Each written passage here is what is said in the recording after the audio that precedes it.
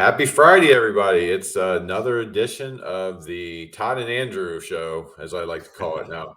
Um, Again, man, these weeks just go by so fast, and it's a little scary because I'm afraid I'm going to be like 80-year-old in a wheelchair before I know it at this pace. So, I um, know it's ridiculous how fast time goes. I mean, just the little simple things. Like I saw a Facebook memory today that was 3 years ago was the first time that I came out to where I live now out in Rosemary Beach 3 years ago. And it literally feels like yesterday. And I'm like, where the heck is 3 years gone?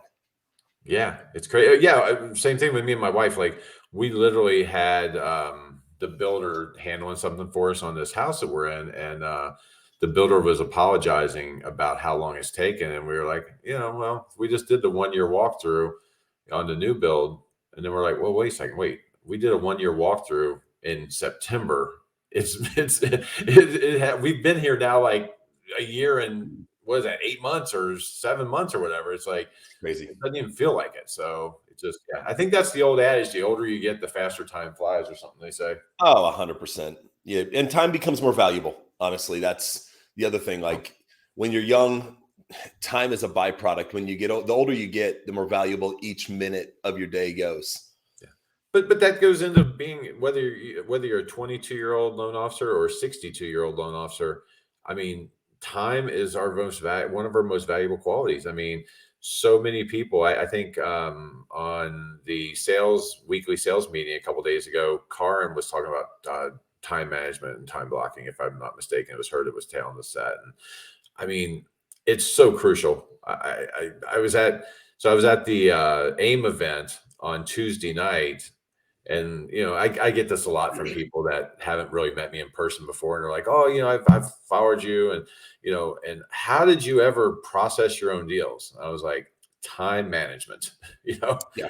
um, And the thing about time blocking is you can't in this industry, you can't go wild with it. Like you can't block out every 15-minute segment of your calendar because this industry is so reactionary.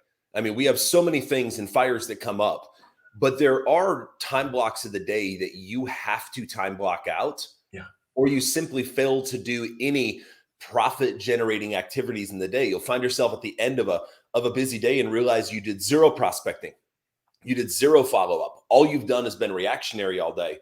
And like for me, it was always blocking off an hour in the morning and an hour in the afternoon called my power hours, where I would close my emails, put my phone to do not disturb so I couldn't have any inbound calls, and I would dial out. And I would dial out and dial out and dial out for 2 hours of every day. And it was time blocked. And yes, when I opened my emails back, I had to catch up, but nothing is going to blow up in 1 hour of your life. no, no, and again, you're right. You can't time block extreme to where if an underwriter's calling you and there's something blowing up and you're saying, well, I won't take that call because this is my time block hour for this. You have to be flexible. But I always found what worked for me is I would have my list of things that had to be done that day, and then I would put the top half of that list would be things that had to be done during certain hours. Yeah. Again, calling customers. You can't call customers at 10 o'clock at night, or 4 a.m. in the morning. Calling your insurance agents to get maybe the HOI policy. Anything that had to be done during business hours, I put in one section, and then everything that I would like to get maybe done during the day, but I knew could be pushed off till 1 o'clock in the morning or whatever time. It didn't matter. I would put those to the bottom of the list because I knew that if I got to everything at the top, okay, I could have dinner with my wife and then I could go back in my office because I work from home, and I could literally do these other things at 10, 11, 12 o'clock at night. So they would still get done. No, and But you're dead right. And for me, like I time blocked really, really deep, like every segment of the day out, but I never used it as if it was like the rule. For me, it was more like, hey, here's my 2 power hours. Those are non-negotiables. Like I am going to be prospecting a minimum of 120 hours or 20 minutes a day. The rest of it was if I found myself with nothing to do, us in the loan officer world, we're also ADHD. Like we chase squirrels like instantly. I tell people my ADHD has progressed to ADOS. It's attention deficit squirrel. At least if I have a time block written out and I reach that 10:45 in the morning and I'm like, man, like my phone isn't ringing, there's nothing going on, I can hit a time block and be like, okay, here's what I should be doing if I have a free few minutes, rather than hopping on YouTube or whatever it might be. It always put me back on center, like, okay, here's the next thing that I need to be doing to go forward.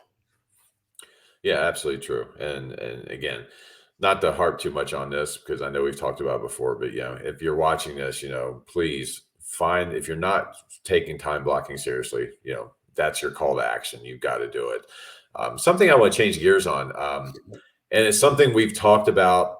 I know me and you have talked about it on air, off air. Some of us at UMortgage have talked about it repeatedly. But I hate to say it, but we got to bring it up very briefly, because according to the media, Monday, all these new LLPAs go in effect, and suddenly the world is falling.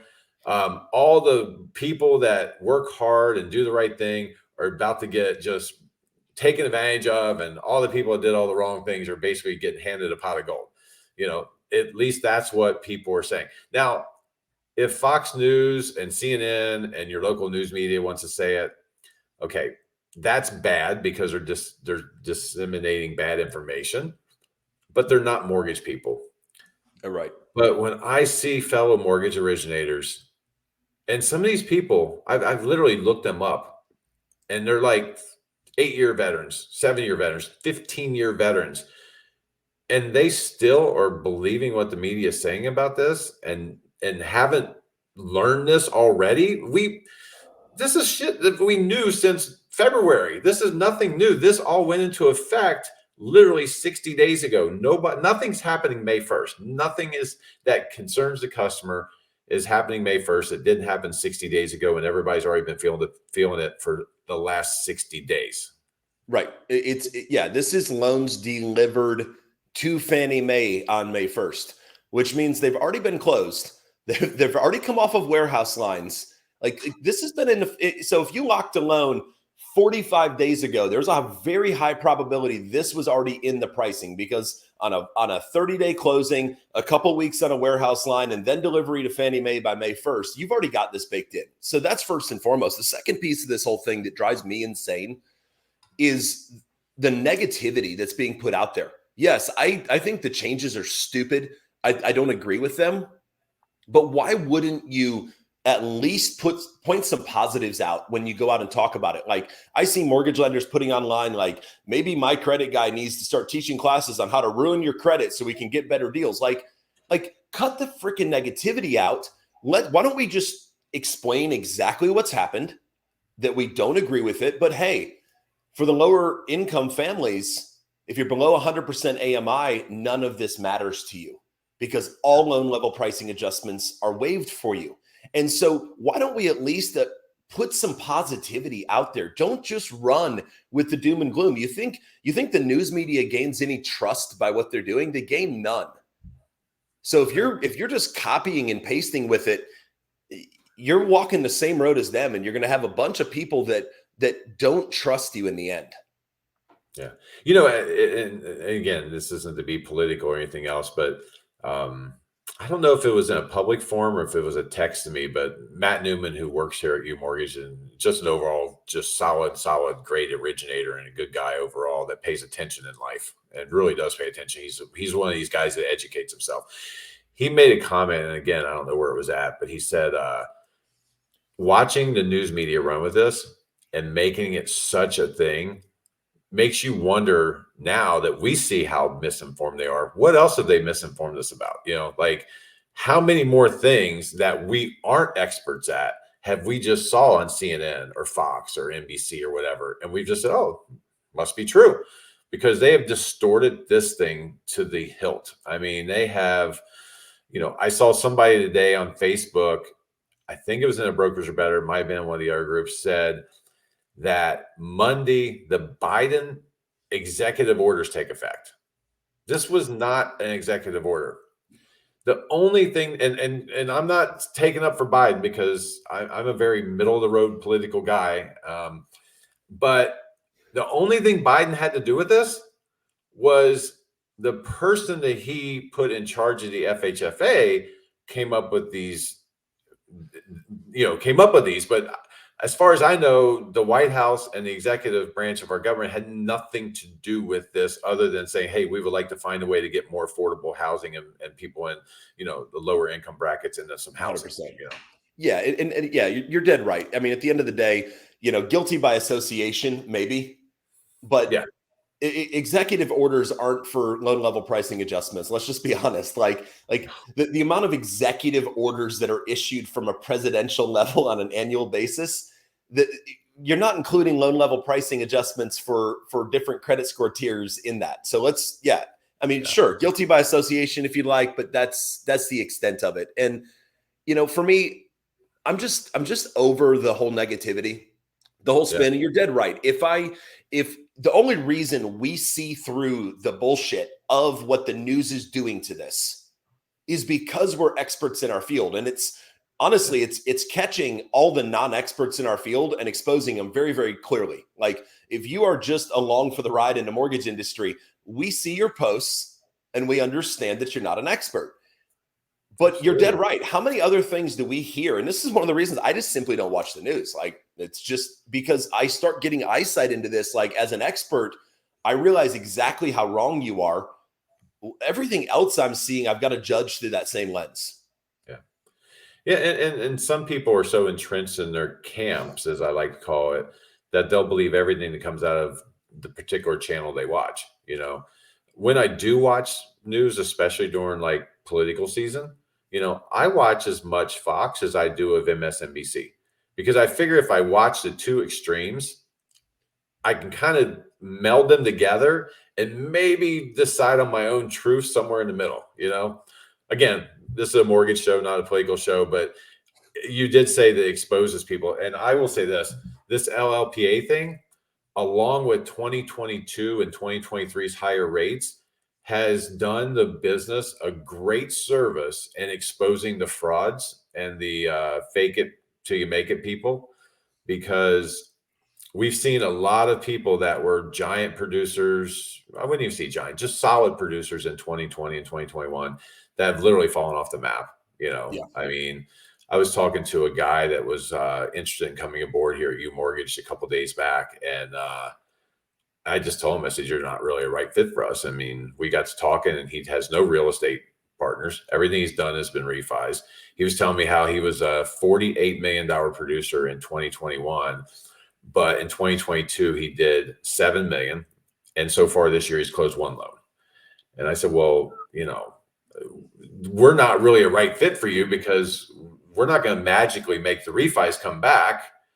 And if you have never taken the time to develop real estate partners, I don't know what to tell you, but maybe you should be in a different business because, refis come and go. And we've seen this, and this has exposed a lot of the frauds in our industry. And I think it's great.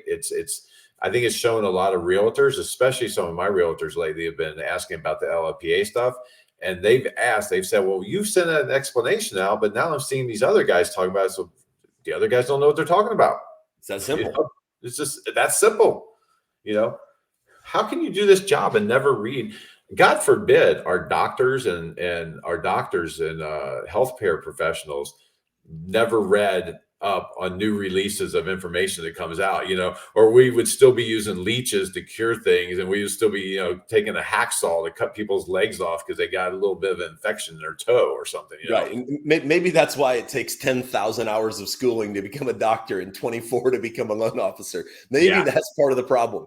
You're dead right. Like, and honestly, the whole thing with the refi business, that's what we're dealing with. I mean, if you want to talk to loan officers on here and loan originators, the industry is staffed right now for $4 trillion a year in business. And everybody who is in refis is desperately trying to get into the purchase business. And that's why trigger leads are as prevalent as they are. And the only way you as a longtime purchase originator are going to weather this storm, because honestly, I feel like, even me as a longtime purchase guy, even 2020, 2021, I never went heavy into refis. I was just purchase all the way through.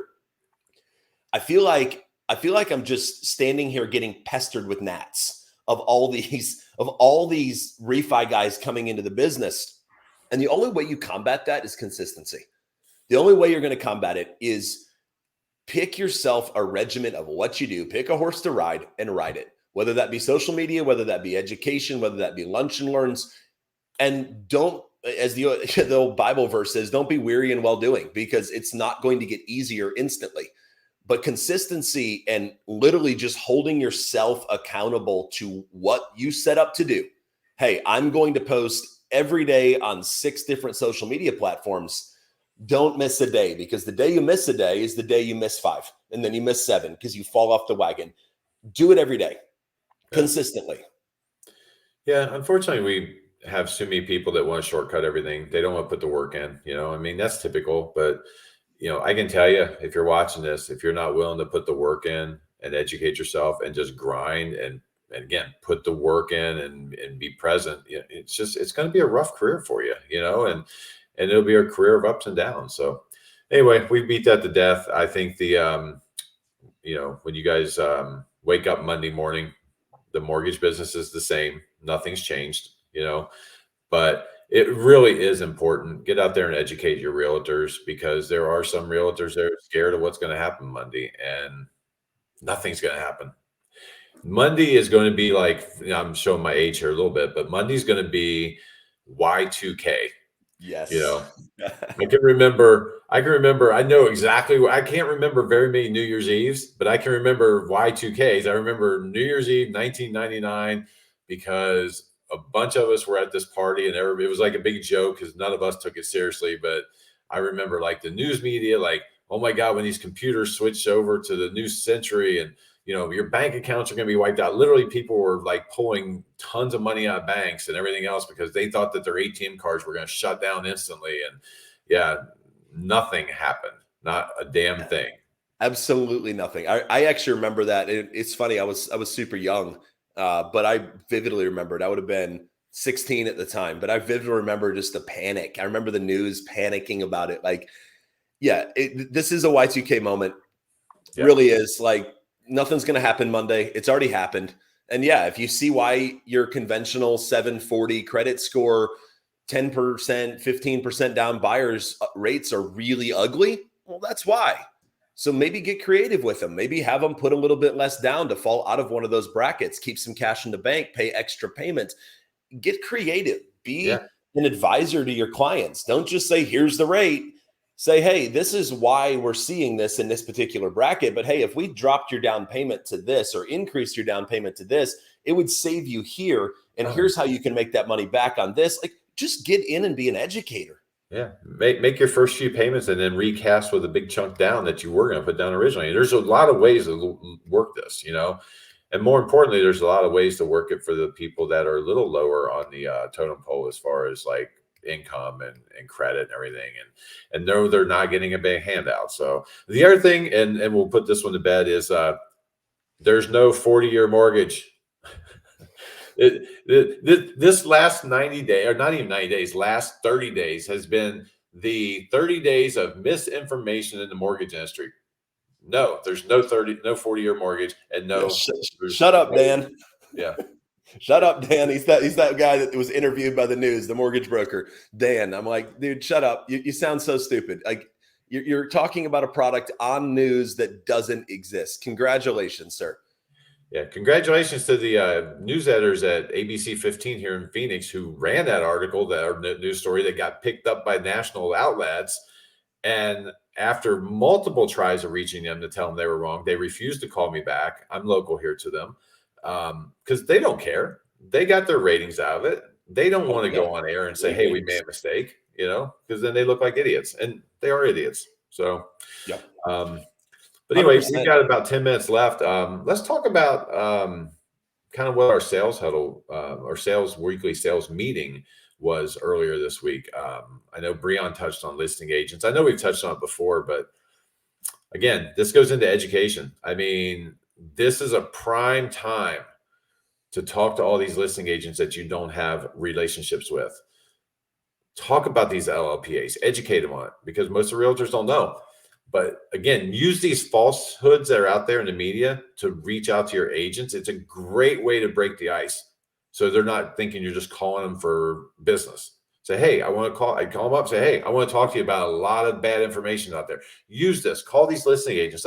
Use this as a way to break the ice with listing agents that you don't know very well or don't know at all. Yeah, And get one that of my favorite. Yeah, one of my favorite things Breon said is relationships are not built over email. And you want to talk about something that just is so accurate. Relationships aren't built over email. You can do bomb. You can do video emails, video text. You can get the best tech stack in the world. You're not going to build a relationship as well as you would face-to-face or over the phone with a listing agent, with a buyer's agent, with a client. No. Don't rely on your tech stacks to do the work for you. Pick the phone up, call people. Like, just physically pick the phone up. Maybe it's an intro text message. Hey, do you have 5 minutes to talk? Want to drop some knowledge on you about these changes that are coming out you're seeing all over the news. Get on the phone and build it. There's something to be talked about. Renee Rodriguez does an excellent presentation on it. I'm going to totally slaughter the percentages, but when someone is influenced by your words, only 7% of the influence is the words you say. The remainder of it is the mannerisms and the tone of your voice. And so you can write the most beautiful email with all the proper words, and you have a 93% lower chance of actually influencing someone with an email as you do having a conversation with them. Because the tonality of your voice, the different things you're doing, and the actions you're putting into it is the difference maker of whether you actually provide influence in your words versus no influence. I thought it was one of the coolest stats I've ever seen. Absolutely. I'm really big on voice text, like not voice texting to type, not letting Siri or whoever type my text, but leaving voice memo text, I guess I should say, because the problem with the text message world that we live in is things can't always be taken in context. And words in a text or an email could be taken sarcastically, or it could be taken as you being a jerk. It could be totally taken out. So when I have something that I really want to express that needs a little bit of emotion, and I don't mean like drama, but just a little bit of emotion to connect, but I'm not going to make a phone call. I will leave a voice memo text, because then they hear my voice. They hear the way I'm presenting it. They don't just see the words on the screen. And I don't know. I know some people get driven nuts by all the voice memo text, because a number of our leaders in our company, like Anthony loves them. I love them. Tyler Hodgins loves them. I think it was Nash Paradise in one of the chats was saying, "What is up with you guys and all these voice memo texts?" I'm like, get used to it, because we love them, But it's that was how I found way. Yeah, that was how I found out I was doing the sales huddle on Wednesday. Was a 4 a.m. voice chat from Casa. Like, yeah. Hey, this is the plan going forward. I'm going to be on a flight. But yeah, to me, it's all the difference. Saying thank you in a text message versus, hey, thank you so much. Totally different inflections. I mean, it's funny. A compliment can be taken as sarcasm and taken rudely without context behind it. You can be throwing a compliment at someone and they can take it the wrong way. I mean, I do the same thing with my kids. Like, I've got adult age kids that aren't living at home, and I try to stay away from text message. I want to FaceTime you. I want to do a voice memo, because it's, especially when you have emotional, teenage daughters, like I can say the most amazing thing and they read it like the total wrong way. So just get out there and get on the phone with people. Stop hiding behind an email. Quit being a keyboard warrior. Get out there and pick the phone up. If you have anxiety over the phone, I don't care. Pick it up. Yeah. Like, the only way you get rid of that is to continually do it. If you have anxiety over the phone, you either have to overcome it, or you have to decide on maybe a different career, because, my wife is scared of heights, so I don't expect her to go out there and get a job working on power lines that are 80 feet in the air. If you're scared to death to make a phone call, might not be the best industry for you, or go work for one of these like sweatshop places like better.com or one of those where you just sit there with headsets on, just taking orders all day. But if you're scared to make a phone call to a realtor, you're in trouble in this business, big time. Yeah. And bad news in this industry should travel as faster than good news. Like that's when you pick the phone up faster. If you've got the ugly news on a file that you didn't expect, pick the dang phone up. Don't let that marinate. Bad news only gets worse with time. It never gets better with time. That's what my first mentor who got me in the business told me. Bad news it does not age well. Even a matter of minutes can just turn it rancid. So if you get bad news, deliver it immediately. Yeah. Because I mean, in the end, relationships are everything. I know our core value is relationships, not transactions, and experience is everything. But I like to meld them together and say relationships are everything, because they really are. And again, emails are not building relationships. Like Breon said, it's just not building a relationship. There's a reason why you were on your tour of a bunch of different cities last week, because you were building relationships with your team members. There was a reason why this a few nights ago on Tuesday, I was in Sacramento, California. All those people I could have reached out to that I talked to, but it wouldn't have been the same. It's a little different when you're standing there holding a drink in your hand and on a patio of a nice restaurant with a bunch of other people with like kind mentalities, and you're out there talking, you're building relationships, just like you visiting your offices and all I would much rather be at home with my kids and my dog, just being honest. Me too. Boarding, I had 10 flights with connecting airports included, 10 flights in 2 weeks.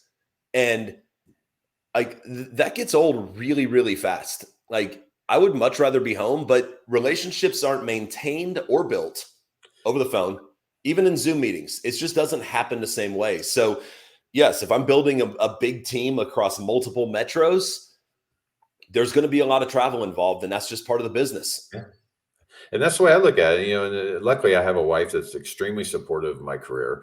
She, loves that I'm at UMortgage, and she's, we've come to the understanding that, hey, there's a reason why I'm on airplanes a lot. There's a reason why I've been traveling a lot. And it's not because I like it. I mean, I sit on those planes sometimes sitting there thinking, God, just get me to where I'm going. It's like, planes are miserable to me, even in first class are miserable, Miserable. Nothing fun. But the time I get to connect face to face with some of these people is priceless. I mean, we saw it in Baton Rouge. I mean, I didn't feel like I had much of a connection to Brandon before Baton Rouge, but now I feel like me and Brandon are very well connected. We converse on text, we converse on chats, and I feel like I understand them, and I feel like he probably understands me better, and probably you as well, because we got a chance to spend some time with Brandon, and his team. And so, again, that goes back to just this idea that, like Breon said, you've got to connect with these people. Put down the text, put down the email, make the phone call, or better yet, get in front of them if they're local to you. Get out there. You don't have to meet your realtors every week, but get your face to them every so often so they understand who you are and they know, they feel comfortable with you. Yeah, and you're dead right. And it's key to building a business, but it's also key to maintaining business. Yeah. We could talk relationships aren't built, but relationships aren't maintained via emails either. They're not maintained over social media posts. You got to go deeper than that. And I'm a massive proponent of social media.